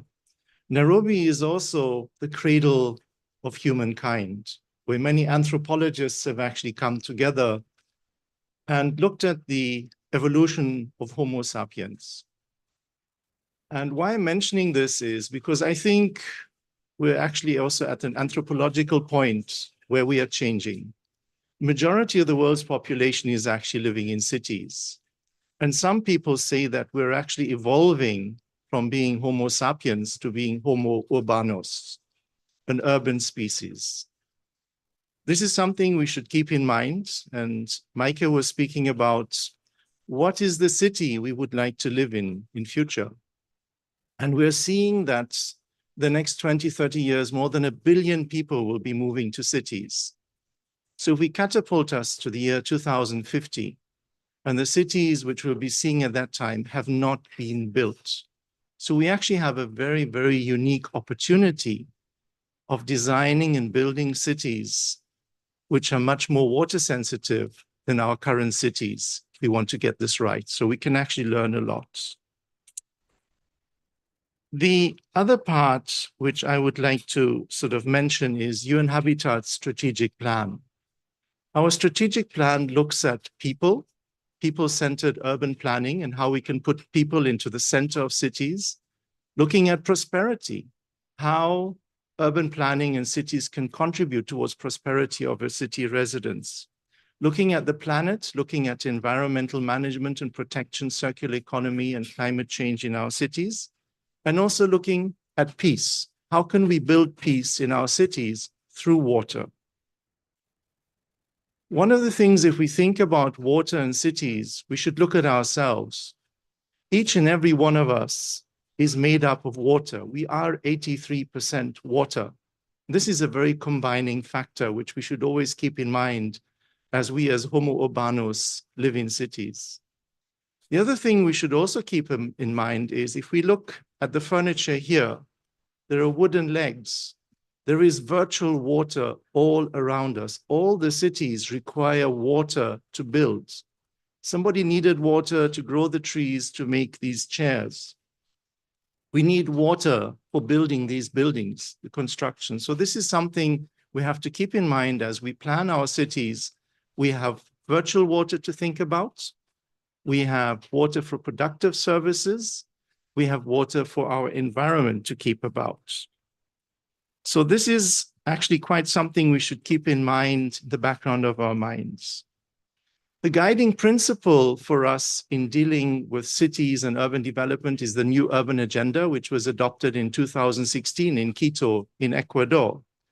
And water is actually mentioned 28 times in the new urban agenda. And it gives us very good guidance on actually how to combine urban planning and urban development and sustainable urban water and sanitation management. We speak about water as a leverage, and I would like to sort of try and use a different word, and that is like, how do we maximize the use for sustainable urban development? How do we maximize the use of water for sustainable urban development? I'd like to give you a few examples of UN Habitat's work. We've worked on river cleanups in different parts of the world. We worked in Bagmati River. We've worked in Nairobi River. We've worked in Nanjing Qinghai River. And what river cleanups have actually resulted in is that there is actually economic prosperity coming out of this because people could settle along the rivers, real estate prices would go up, and this has actually resulted in prosperity. for the people. Another example we did is a project in Lao PDR in Luang Prabang, which is a tourist city. We actually provided water and sanitation to a settlement of 10,000 people. And with the access to water and sanitation, the people could actually start tourist businesses and could host people in community living initiatives and could start small businesses. So this is an example, for instance, of economic prosperity coming out of investments into water. Another example I would like to give is from Patan, from Nepal, where we rehabilitated traditional water supply systems, where people are not using piped water for providing water to the community, but using a traditional aquifers where you have recharge areas under temples and you have water spouts where the water is coming out in a very sustainable manner. So these are just some of the examples of how we can actually maximize the use of water for sustainable urban development. Just to sum up, just to speak about what UN Habitat is doing, we have a strong focus on water and sanitation, access to water and sanitation. We have our Global Water Operators Partnership as an alliance of twinning and partnering water operators. We have our work on water and urban and regional planning, of which water and leverage is an example. We also have our work on urban catchment management, of integrating the different actors in terms of water management. So that's just a very quick overview of the linkages of what UN Habitat is doing in water and sanitation, how it's contributing towards people, prosperity, planet, and also peace in our cities. Thank you very much.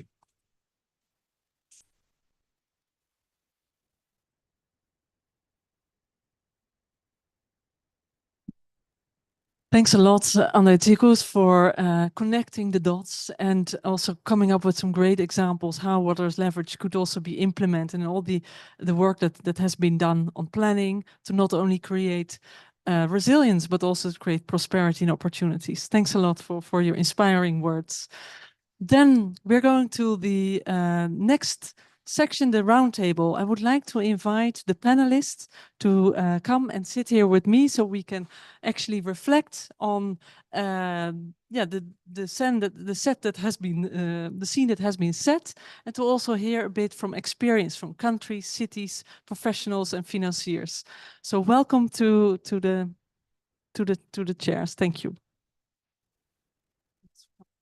Maybe in the middle. Just leave him. Yeah.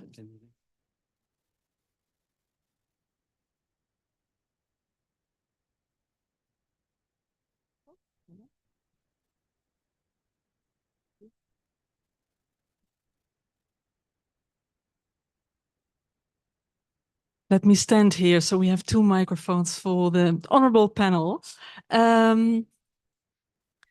Great. I will start with His Excellency Jia Sok Kumar, Acting Minister of Al Shakti, the Ministry of Water, as I mentioned. He's also the Director of the Director General for the National Mission for Clean Ganga and the Special Secretary. Many thanks for being here with us. And I know you have to leave soon, so let's start with the first question. I was wondering if you could tell us a bit more about the link between water as leverage with the Ganga River Cities Alliance initiative of the National Mission for Clean Ganga that's being undertaken by the government of India, and sort of what are next steps for this initiative? Thank you for inviting us. Let me also first thank our Excellency, the Minister, Mark Herbers, who had come to our pavilion to launch the Global River City Alliance, a wonderful cooperation between the Government of Netherlands and Government of India. As part of this strategic alliance, which the Denmark and Netherlands and the Government of India had signed in April 2021, we had taken up a lot of activities, particularly to the industrial pollution abatement in multi-sector platforms in Haryana, water as leverage, part of the Namami Gange program, water as leverage in Chennai, and Room for River project in Kerala, and pilot project in Dob of Aner and Koratta River in Chennai, and capacity development programs. A lot of activities have been taken up with the joint initiative under this partnership program. And I'm very happy to be associated with Water Accelerator program in various cities. In Chennai also I visited the projects, and in the recently launched River City Alliance, we had been taking up a lot of activities with the Netherlands governments as a part of the Water as Leverage program. And the program which launched today, the Global River City Alliance, also we are looking at closer associations. As a part of that, we already have had a couple of workshops held in Uttar Pradesh, which is the most important state on the banks of river Ganga.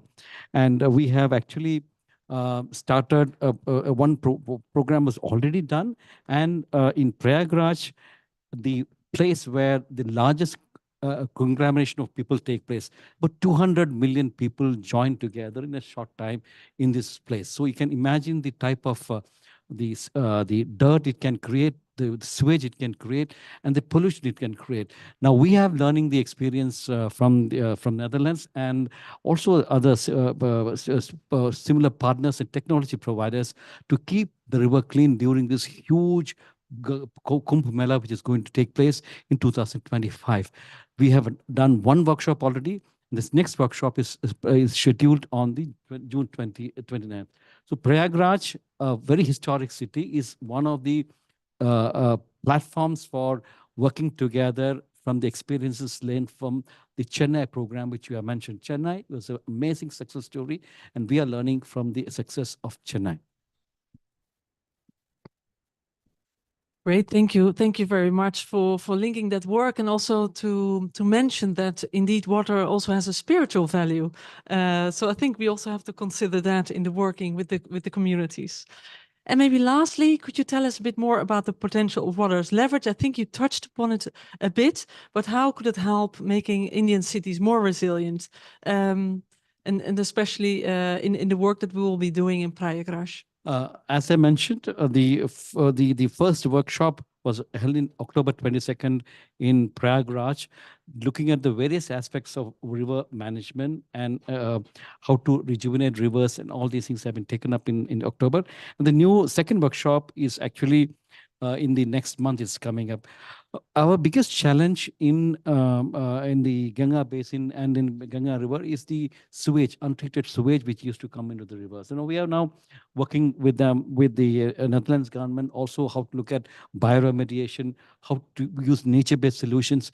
This because the running of the big engineering solutions is taking a lot of money. The operation and maintenance costs are very big. We are now partnering with, in fact, many Netherlands-based organizations and countries to help us in providing nature-based solutions and also build capacities of the people on the banks of rivers.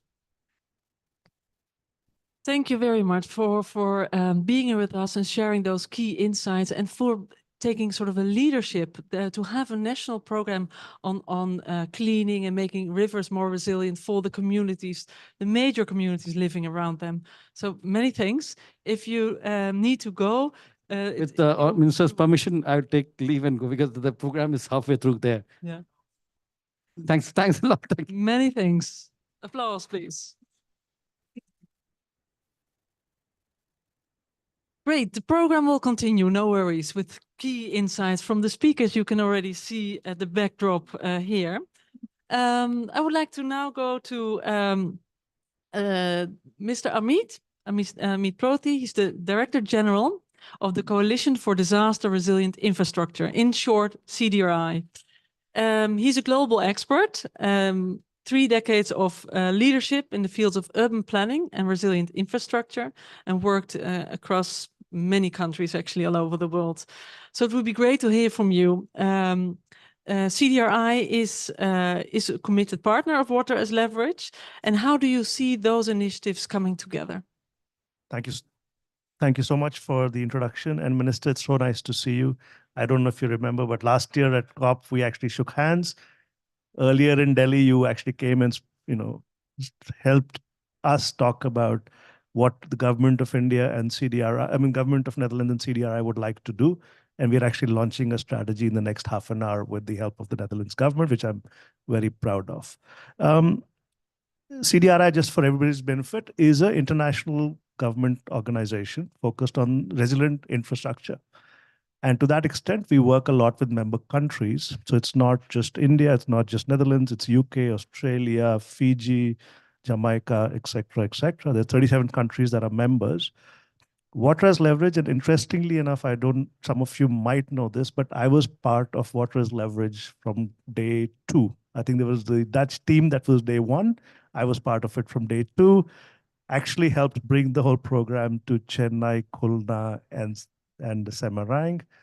And I saw how innovation, basically what Water as Leverage really is trying to do is break the shackles of how we design infrastructure today and see how can we innovate in the water sector so that it transforms urban areas. And I saw that evolve right from day 1, day 2, saw the problems along the way. It's very hard to ask an engineer to think about nature as a solution to a water problem. An engineer is mostly still looking at putting flood drains in place.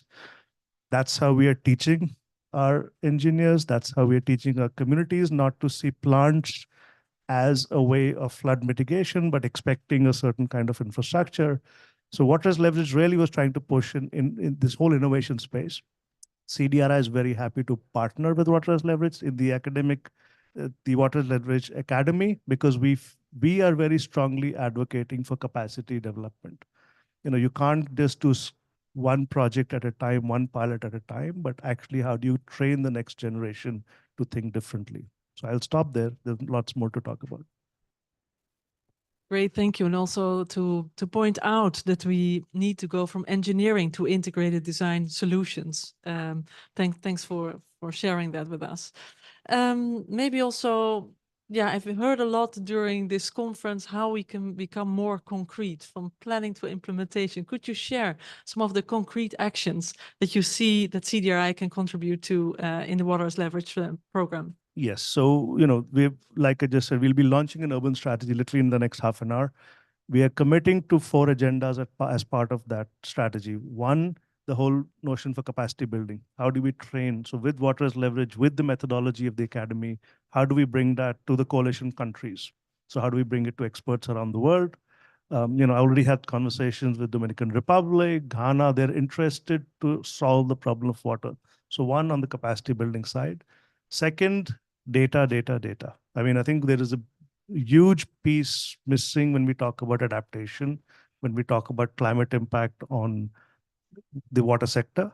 How does a local or a person who's looking at infrastructure or the urban integrated approach, how do they understand risk? How do they actually understand risk if they don't have the data?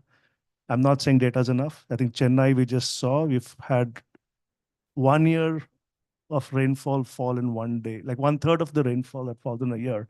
So even if you predicted climate change, you would have always assumed about 15-20%, and here, 1/3 of the rain fell. So it's very hard. Then it's like, so we are also committed to training. So data, the whole notion of community of practice, because we are a coalition, we want to bring expertise from the Netherlands, from Japan, from Australia, people who are actually solving these problems on the ground, create these communities of practice. Capacity building, data, communities of practice, and then examples on the ground. Those are the 4 things we're committing to in our strategy and committing support to it. Great, thank you. Could you maybe highlight one example of something to implement on the ground? Could you elaborate a bit on that? Not of because we're just script, launching it. Yeah. The school example that you just talked about. Yeah. It took 5 years for that school example to come into place. And why did that happen? Because the standards didn't allow it. COVID hit us. If you think about nature-based solution, how do you actually put it on the ground if your standards are not appropriate and accept that water quality can be cleaned through plant-based methods? Right? That acceptance has to be there in a code and a standard. And in this case, how do we take that example and then transform that into a guideline or a code so that others can start? So we're actually also doing that kind of work. So starting to look at codes and standards. So just as a real example of how do you take a nature-based solution example, transform that into some kind of a guideline, into a code, so that others can start to accept that as a solution. So we're working on that sort of pathway as well. Great, thanks a lot. I think it speaks now for itself, and maybe a good sort of segue to the Green Climate Fund. We have a representative, Mr. Bapon Fakhruddin. He's a water resource management senior specialist, and overall, I think I can say a water and climate leader with over 20 years global experience, and also to provide leadership and oversight of the GCF portfolio of investments in water resources for addressing climate change. So we have the perfect person in the room. And then moving from what CDRI, what Amrit just mentioned on sort of, we need data, we need to de-risk, we need standards in order to also implement, for example, nature-based solutions. Could you reflect on that, challenges and opportunities for localizing this climate finance? And if possible, also share some experiences on how that has been done successfully. Yeah, thank you so much. Maybe I can start with a little bit challenges first, and then I can provide some oversight that what are the opportunities GCF brought for the global community. And obviously what Amit just mentioned, actually, that's one of the biggest challenge when you're looking at, I mean, here we're also confining the water use into the urban perspectives. So when you're looking at the urban domain itself, just looking at the global scale, you have a framework like, urban agenda, global urban agenda, which is you're changing for 2030. But that has a quite interlinkage with other 4 framework, Paris Agreement, SDG, Kunming framework, as well as Sendai framework. And overall, what we are actually understanding that everything is actually falling short. And one actually falls short, everything actually highly impacted, because with this climate change, it's emerging. And when it's emerging, it has a cascading and compounding impact. And water is not far out of that. And water doesn't have a boundary. Water is actually linking with everything. But especially when we're coming to the urban sector, it's more complex because our urban infrastructure was not designed for such kind of extremity. And you cannot change urban design or infrastructure overnight. It's impossible. And that's why we're seeing actually more and more urban flooding. Pluvial flooding is acute. And it's not easy to solving those kind of problems. But then maybe the low-hanging fruit is actually the early warning for all of that kind of initiatives that are going on. But again, the challenge behind is actually how we mobilize financing, first of all. Secondly, how actually we have a risk-based decision-making culture, as well as change of behavior, a little bit on utilizing water as an asset class. We think that water as a common goods, it should be free. We don't need to pay anything for water or wastewater. Wastewater is far behind. And then the infrastructure of that 2 particular sizes. And another greatest challenge is actually no one actually wants to invest their money unless there is a free ecosystem or risk-free environment. Even for a personal perspective, I'll not invest my money to buying a share if I see there is a risk. So you need to create an enabling environment for them so that they can actually de-risk any kind of risk that they see for investing. And water is not attractive for private sector like energy, because adaptation is always actually difficult to making a package that could attract to the private sector engagement. And so looking at this kind of problem perspectives, what GCF is trying to do, how actually a world's largest climate finance actually to bring a paradigm shift into the market. We already mobilized $3.5 billion over the last 7 years, but this is not enough. We are talking about, if we want to achieve 2030 goals, we need to have $120 billion in the market every year. But which has also a proven experience that it could actually bring a 7-fold benefit. But however, there is no private sector is actually coming on board. And we try to look at actually how we can actually make that ecosystem enable for them. So GCF is trying to create a catalytic financing where bringing also the financial instrument. It's not only just grant, it's a highly concessional loans. So actually, if you go to the local bank, they can give you 5 years or 6 years with a certain percentage of loan.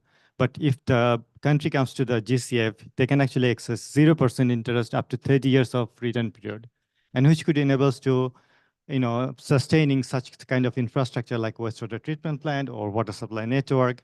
And also at the same time, we have equity, guarantor, insurance, all sort of instrument, and which you will not find actually any other MDBs or any other climate financer. And also we have a high risk appetite. So in that point of view, we're trying to create a local ecosystem as well as enabling environment with policy and guidance so that actually private sector could engage and de-risking that kind of environment. And there has been one of the greatest example, we actually mobilized $1.5 billion into the South Africa to enhancing their water resilience or water security with the DBSA.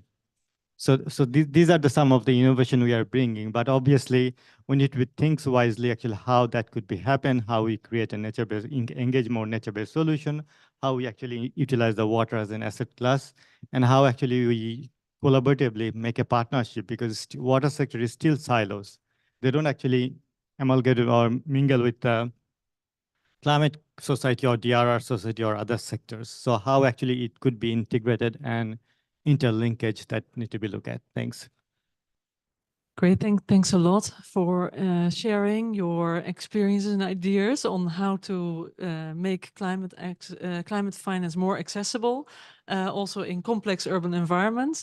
Maybe shortly, if you could touch upon, if we want to expand on water as leverage, a global approach working with many cities, what are your ideas for how finance could also help, maybe through a global approach, finding ways to make it more accessible? Yeah, I think some of the initiative that I say WAL has started, that water as a leverage, if we're able to bring those case study very strongly into the market and how actually we can replicate or accelerate. So one of the beauty here in GCF is that our finance is not limited to any certain amount. So you can actually accelerate any incubator to the whole country or multiple cities, as well as regionally, if the country is willing to expand those kind of initiatives. So that's one of the biggest opportunity that we can actually bring. And also the other opportunity is actually how we can actually say, again, backing to that, to ensuring the whatever other financer, or how actually we can enhance the local direct access entity, what we call like a country empowerment to accessing financing from GCF. The biggest challenge also here is, again, actually to understanding the language, because each of those climate finance has a different requirement. So how we actually package those things to the right financing, or even to understand actually what finance is suitable for what. Because if you look at the 4 climate finances, the JEF, adaptation finance, finance, as well as CIF and GCF. So there are so many examples you'll find, Jeff, because Jeff is here more than 30 years. And they have demonstrated so many good examples in a country, but those are like a ad hoc. You finish one, there's no sustainability thinking. So that's the reason actually if the 4 funds joined hand together this time to make sure that how we actually jointly program from the beginning that what could be an incubator and how the country could start thinking about long-term sustainability from the midway, because no donor provide a transitionality. You finish one project, you want to jump to another project, you need some time, but no one actually provide the financing for that. And when there is no financing, government has less appetite to packaging those things to properly replace to the next donor. So we try to bridging that gaps as well from the GCF point of view through the readiness financing. So what we try to do for the country, they can access up to $7 million over the 4 years time to create a readiness to access the more financing as a project, or building their capacity and put some high quality project into the pipeline. Thank you. Thank you very much. Thank you for sharing those new initiatives, new mechanisms to help also perhaps water as leverage to scale up.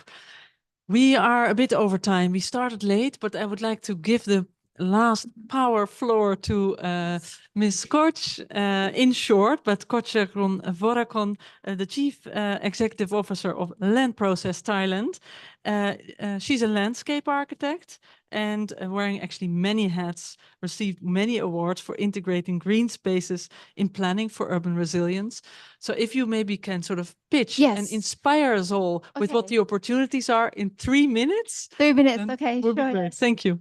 Okay, so this is Bangkok. You can just flip through. Yes, this is Bangkok and this is us in 2050, 23 years from now. We're probably going to be gone from the map. Yes. And this is us every day. I'm sure this is very common to many other countries right now. And this is the next day. And this is actually the coastline of Bangkok. That's, well, we export a shrimp farm. So this is probably one of the risks. And this is our boundary.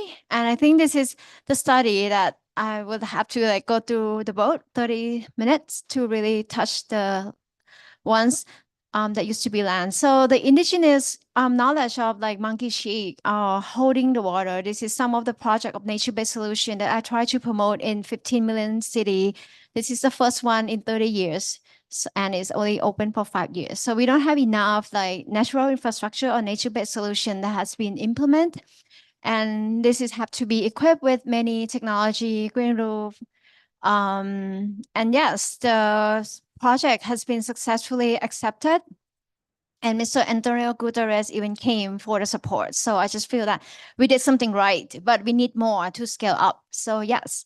And this is another project of the biggest urban rooftop in Asia, also thinking about how to slow down runoff, the food securities, and many more. And we use from the local knowledge of rice terraces and slow down the runoff. And now I'm get to know more about how can I make my government? I'm part of the community, and thank you for having me as a water as a leverage communities. And how can we go back to where we were like 50 years ago, like being part of the canals and things? And I think learning from Dutch is actually one of the access that we have. This is our canals right now. You can just go through. Yeah, I'm talking to my governors, talking about how can we making this perfect. And this is actually something that we can do. This is without funding from outside yet. And I just feel that, yeah, we have so much budget that we actually can relocate into a better solution. But yes, and this is how we want to have a good life next to the canals and be friends with the waters again. But this is a reality that I have to go through all this bureaucracy and talk through this. And that's why our government want to talk about the Ministry of Water and how those who came before structure this kind of water-related issues. And with water as a leverage, and this is His Excellency Remco, the Netherlands ambassador with the governor of Bangkok, and with the water as hotspot. It's only hotspot. And we're actually coming up with the 16 hotspot together, talking with the governor of Bangkok that what can we do with all this study, with all these problems. And Netherlands send the expert, send the private sectors to really come talk in Bangkok and find out the hotspot. The governor has pinned up 4 spots that he really interested of making it in actions. And now, yesterday, thank you, Your Excellencies, to meet with the Ministry of Water Infrastructure, meeting with our Ministry of Natural Resources. So I just feel that with water as leverage, for me, I'm not like part of the designer only, but part of the vulnerable community. We can leverage this to the national level, local level, and trying to find our best way, not to loan too much money from other institute as well, but maybe we needed that. But yes, this is us 16 hotspot and 4 has been picked, and governor is very serious and putting the money to the last one, which is like the coastline that is being sinking. So yes, and this is us sinking in Southeast Asia. So how many more water acceleration program we need? Thank you. Thanks a lot. Thanks a lot. I saw a lot of places to be, except for one image, maybe with a crocodile. But thanks a lot. I think maybe as a thanks all panelists. As a short summary, which I will really keep short. sort of how to transform all these ideas in a more global approach. I've seen building coalitions. I've seen new ideas for finance and also storytelling. I think planning and design is a really good way to really engage communities, national, local, all kind of partners actually to work around water, which is our biggest connector. That's what's always bringing me so enthusiastic about the topic. It's not maybe sometimes people, but water will force us to work together. So great that you were all here. I would now like to go to the next slide. I would like to actually ask His Excellency Mr. Mark Harbers, the Minister of Infrastructure and Water Management of the Netherlands, to ask you to the stage to share your concluding remarks. Thank you very much. Yeah, ladies and gentlemen, or should I say, dear water as leverage friends. It's only 9 months after the UN Water Conference where we, as water as leverage partners, stood together in our conviction that water as leverage is a leverage for climate adaptation. There at the UN Water Conference in New York, we contributed to the upscaling water as leverage commitment to the Water Action Agenda. We see water as leverage as the main vehicle for reaching the 4th goal of the Netherlands' international water ambition on enhancing water safety and water security for millions of peoples in cities. But we need to upscale water as leverage to reach that goal. And we need our key partners here with us today to do so. With this new partnership announced here today, UN Habitat supports the Water Action Agenda commitment. They share our ambition of bringing water as leverage to many more cities worldwide. First step in this partnership is to set up a joint program and have UN Habitat support the new water as leverage trajectory in Bangkok, Thailand, and also to explore it in the city of Nakuru and beyond in Kenya. And in 2 weeks from now, the moderator of today, Naomi Hogevorst of UN Habitat, will moderate the first Water as Leverage for Resilient Indian Cities, Prayagraj workshop in Prayagraj, Uttar Pradesh in India. As our special envoy for international water affairs, Ms. Meike van Ginneken, mentioned in her opening speech, a lot has been done since March of this year. With this partnership with UN Habitat, so much more will be done in this month of December, in 2024, and in the years after. We hope to count on all of you to make water as leverage a greater success and fulfilling our Water Action Agenda commitments. Thank you very much, and I wish you all a lot of success and the best of luck in getting all the results of this Water Action Agenda commitment. Thank you very much.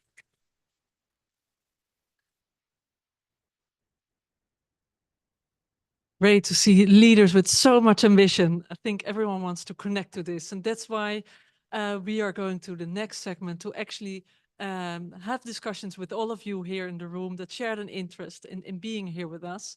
We would like to share a drink with you, a toast on the new partnership, and there's also after that an opportunity to learn more about CDRI and the program that will be launched. So please stay around. Thanks all for coming. Yes, one more thing. It will be great actually to make a group picture of all of you here, so we can also share that we are working together on this water as leverage approach. Thanks a lot for being here, and also online. Thanks a lot. Bye bye.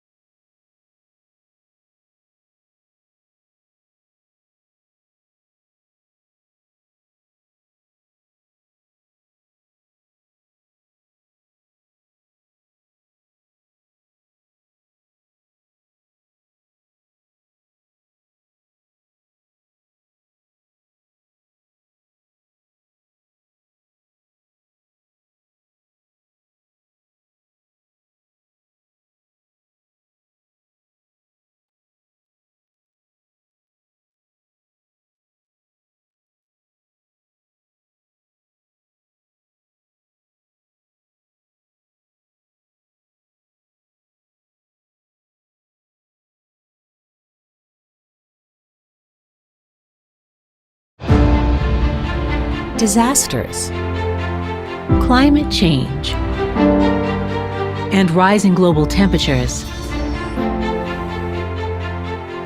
are disrupting the lives and livelihood of urban residents. Be it extreme heat waves, flooding,